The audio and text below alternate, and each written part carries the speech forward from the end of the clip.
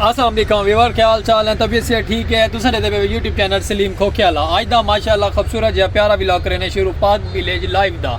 ते व्यूअर माशाल्लाह ट्रेन लंघदी पे असां तो ट्रेन दी स्टार्टिंग की अज प्यारा जिहा खूबसूरत जिहा व्लॉग थी वाला जुड़े रहो साडे नाल। खूबसूरत जिहा मुहब्बतां देसो, खूबसूरत जिहा मुहब्बतां वंडेसो और ही खुशी नाल प्यारा जिहा एक सब्सक्राइब मारो, फॉलो करो, शेयर करो। हर आने वाली नवी वीडियो तक पाक विलेज लाइव दी मिलती रासी खूबसूरत जिहा प्यारा जिहा व्लॉग। ते उम्मीद करे सारे जितने भी दोस्त भेजे दे पे ना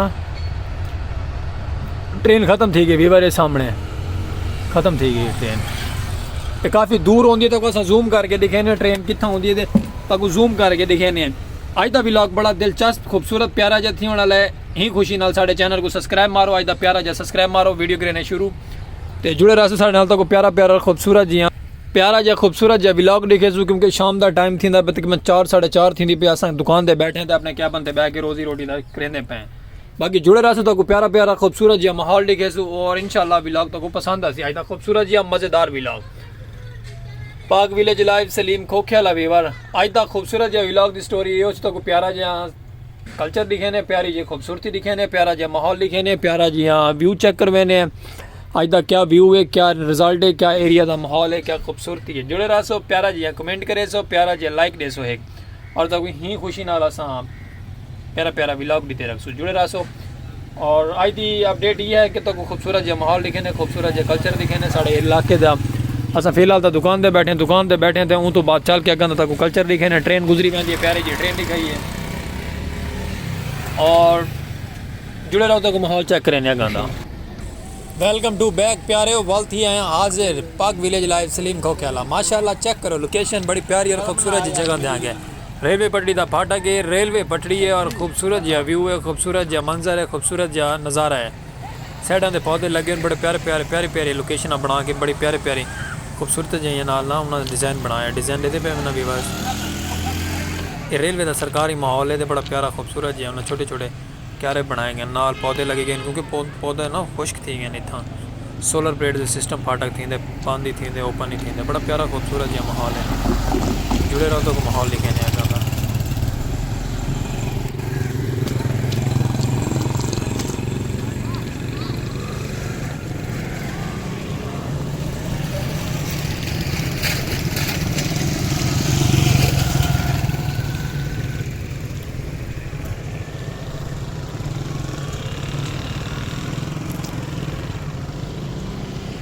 अगर आगे वीवर देखो फाटक क्रॉस करके परली साइड से चलते तक नहर का पानी गुजरता हुआ दिखे ने पुल तल। देखो आवाम उतू वैदी फाटक दे हाथ कड़ी पैर। वीवर चेक करो ये नज़ारा, चेक किया करो कितना प्यारा और खूबसूरत नज़ारा है।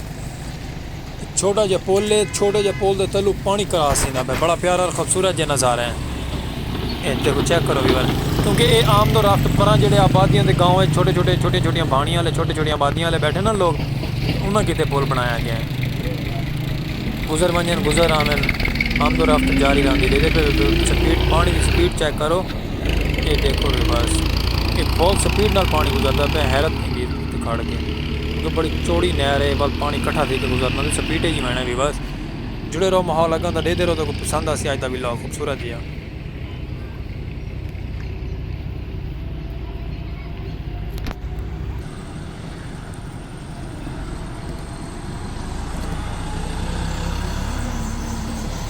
देते पे ना वीवर उस साइड से क्रॉस थी के आ गए। खूबसूरत जहा दरख्त, खूबसूरत जहा पौधे, रेलवे पटड़ी ट्रैक, प्यारा जहा मंजर है।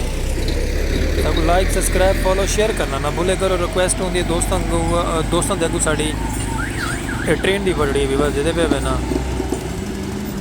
ये ट्रेन गुजरती है यानी कि ट्रेन का इस तरीके जंगला मजबूत करके लाया गया असा कि वीवर को अज अपडेट ही प्यारी जी।